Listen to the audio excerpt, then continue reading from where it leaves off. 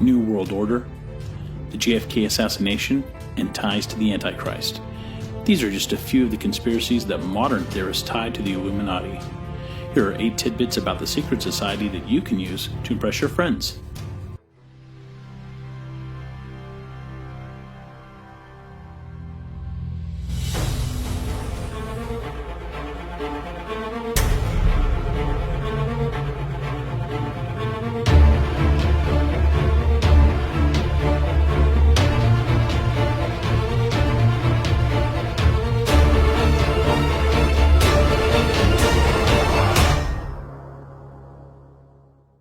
Number 8.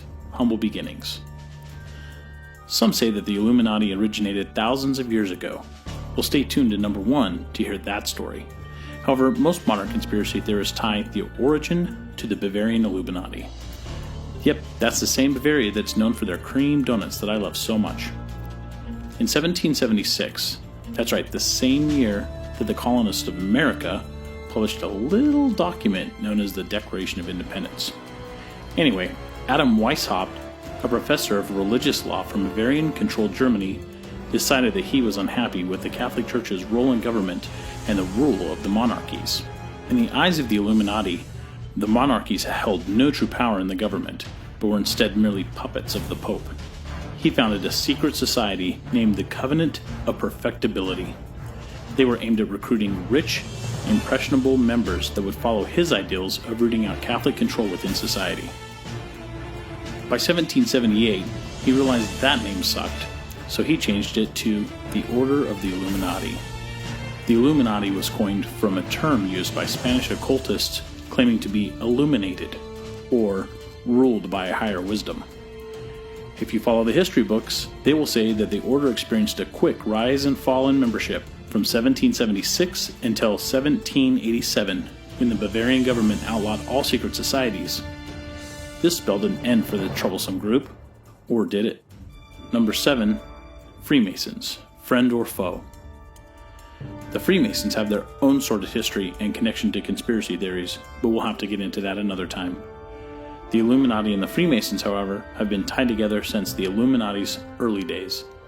Illuminati founder Adam Weishaupt joined a Freemason lodge in 1777 as a way to learn more about the teachings of the larger secret society. His plan was to incorporate some of the class and structure of the more mature Freemasons into his own adolescent Illuminati. While he was involved in the Freemasons, Weishaupt met the like-minded Adolf Neig and recruited him into the Illuminati in 1780. Neig used his popularity, connections, and influence to grow the membership of the Illuminati. During the same time, Weishaupt had formed a brotherhood with the Freemasons to commingle their teachings and members. Much as we would expect from the Illuminati, though, their intentions were less than honorable. Weishaupt and Neig entered the brotherhood with the full intent to take over the Freemasons. The leaders of the Freemasons soon discovered their plan and banned Illuminati practices from their order. Weishaupt and Neig left their positions with the Freemasons, but not before recruiting thousands of members to the Illuminati. Number 6. Usher in the Antichrist. I know. Everyone we don't agree with is the Antichrist. Well, according to the Catholic Church, they actually have good reason to claim that the Illuminati actually means to usher in the Antichrist. According to Revelations in the King James Version of the Bible, the Antichrist is said to come to power and lead the world after all nations come together under a single government. We refer to this as the New World Order. If the Illuminati want to create a New World Order and consolidate the world's governments into a single entity, then we can only assume it's because they are looking to usher in the Antichrist, right? I think. Anyone? Number 5. International banking. It has been suggested that Adam Weishaupt was not truly the mastermind behind the Illuminati. In fact, the more likely source behind the wealth and power of the Illuminati is none other than the banking house of Rothschild. Again, we'll have to save the details for the Rothschild family for another time, but if they did not directly found the Illuminati, they certainly had a hand in its spread and directed its course of action. The Illuminati were instructed by the Rothschilds to obtain control over people in power through bribery, sex, and blackmail. Once world leaders were under the influence of the Illuminati, the Illuminati and the Rothschilds would hold absolute power over the wealth, laws, and teachings of the world. As a banking house, though, the Rothschilds wanted to own the debt of nations. As Mayer Amschel Rothschild has stated, "Let me issue and control a nation's money, and I care not who writes their laws." One case of this occurring was while the United States was still a young country. Alexander Hamilton was on the cabinet of President George Washington as the Secretary of the Treasury. Hamilton is also suspected of being a student of the Illuminati and an agent of the House of Rothschild. His creation of the First National Bank was the Illuminati and Rothschild's plan to control the currency of the American government. Since then, they've continued to create a single world bank by financing country after country. By owning the debt of nations, one can control the nations. Number 4. JFK assassination. There is a plot in this country to enslave every man, woman, and child. Before I leave this high and noble office, I intend to expose this plot. Chilling words spoken by President John F. Kennedy just days before his assassination. He further goes on to claim that there were strong forces at work in the world looking to influence and intimidate their way into world domination. Most have taken his words to be the perfect description of the modern Illuminati and their motives. In addition to exposing the Illuminati verbally, it has been said that JFK was working to dismantle the power of the Federal Reserve through Executive Order 11110, making them powerless and obsolete. In other words, a major blow to the World Bank that the Illuminati and Rothschilds had been working so hard to create. On the verge of their secret society being exposed and stripped of power by the President of the United States of America, the Illuminati took it upon themselves to assassinate him. Number 3. French Revolution. Famine, taxes, and a failing monarchy? Sounds like enough reason to overthrow a government, right? Well, the Illuminati saw this as an opportunity to bring to reality everything they believed in. Overthrow a strong, monarchy-ruled country that had deep ties with the Catholic Church. By destroying the French Empire, the Illuminati could help to install rulers who believed in science and enlightenment. By successfully taking down the French monarchy, the Illuminati would create a template that they could follow for future revolutions.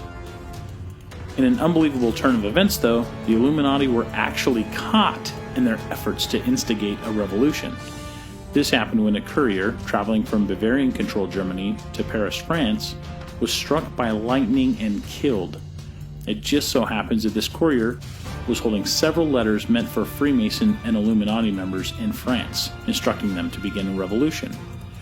With the news of these letters making its way back to the Bavarian government, a warning was sent to all European countries to be cautious of uprisings led by the secret societies. France did not heed the warnings, though, and just 4 years later, a revolution did indeed begin.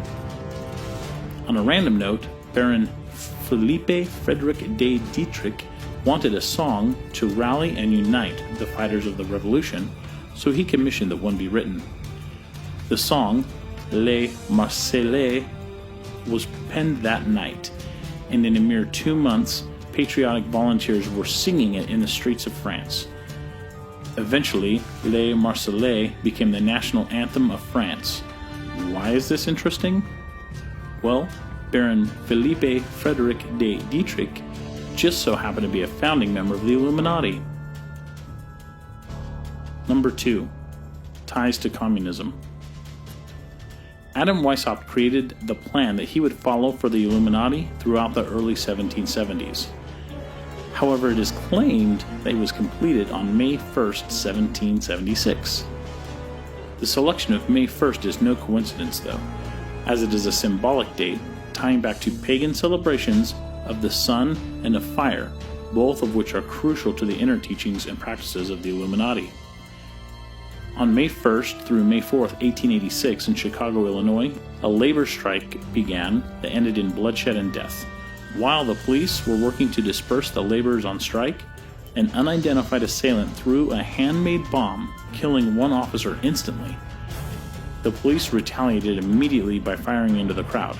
In total, 7 police officers were killed and at least 60 were injured. This incident became known as the Haymarket Affair.